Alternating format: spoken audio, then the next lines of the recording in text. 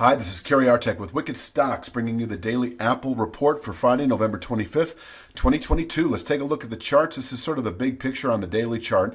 We still have that descending descending two-thirds speed line that is projected off the August high and uses the October low in its calculation. It would take me 5 minutes to show how to construct them. I probably should in some future video, but in any event, 151.74, descending two-thirds speed line, trend defining over the midterm, in other words, through the rest of the year and into January, for below which we can break to new lows, back into the mid-120s perhaps by the end of January or sooner, and I can show that here once again, this 124.13 channel bottom on the daily chart. So holding below 151.74 will keep 124.13 in reach by the end of January or sooner. On the way down, we still have 146 and a quarter as a downside 3/8 that held last week's low and can again hold today's low. We could continue filling this wedge out into the middle of next week, perhaps come off of 146 and a quarter back to 151.74 within several days, so forth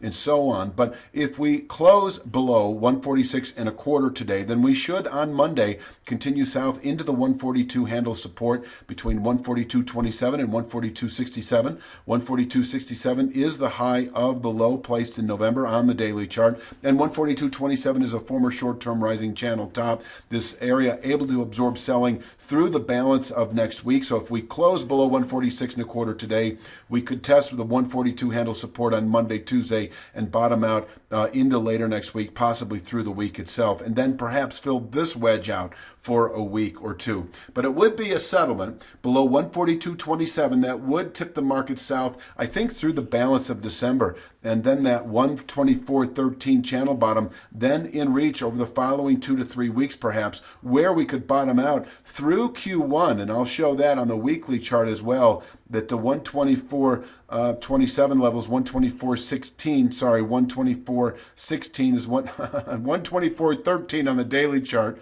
down here, is 124.16 on the weekly. And the point I'm making here is 124.16 is merely the beginning of a wide yet gradually narrowing zone of long-term support down to 117.94, which is a rising two-thirds speed line projected off the March 2020 COVID low. This low area, 117.94 to 124.16, narrowing ever so gradually and able to contain selling through Q1, possibly into later 23.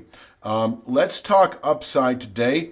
If we happen to there is the chance with a high volatility rally today that if we happen to, say, open above 151.74, we just might reach 157.51 by the closing bell. I doubt it, being, the day after Thanksgiving and usually a quiet market. I do have these minor points here, 153.73. That might actually be it for the day.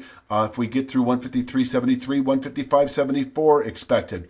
But if we do close above 151.74, we do have what I would call, there's two ways to see it. We could have a long-term buy signal. Under other circumstances, I would consider a settlement above 151.74 to then indicate 179.96 over the following couple of months. But I cannot ignore this classic horizontal channel top that is presently at 157.51. So as I've been framing it for the last few weeks, we remain heavy, susceptible to bearish rotation through the rest of the year below 151.74. And inversely, we turn bullish through the rest of the year and well into January if we close above 157.51. Just an FYI that if we do close above 151.74 and you're antsy to play the long side as an investor, you don't have a strong argument from me. Just know that this 157.51 formation could test your patience.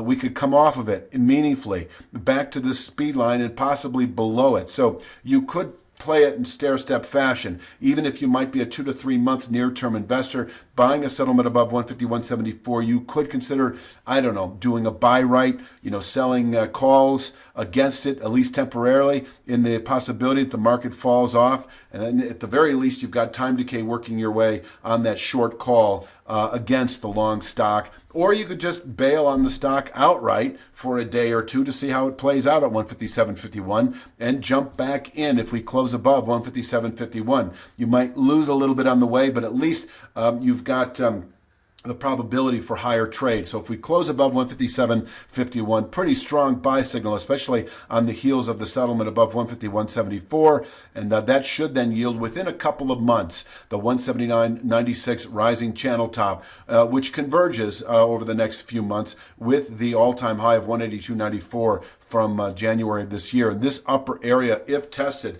able to contain buying at least on a quarterly basis and a significant upside continuation region into later next year if we were to close above it. I think that pretty much rounds it out for Friday's Daily Apple Report. Be back Sunday afternoon with Mondays, and you have a great weekend.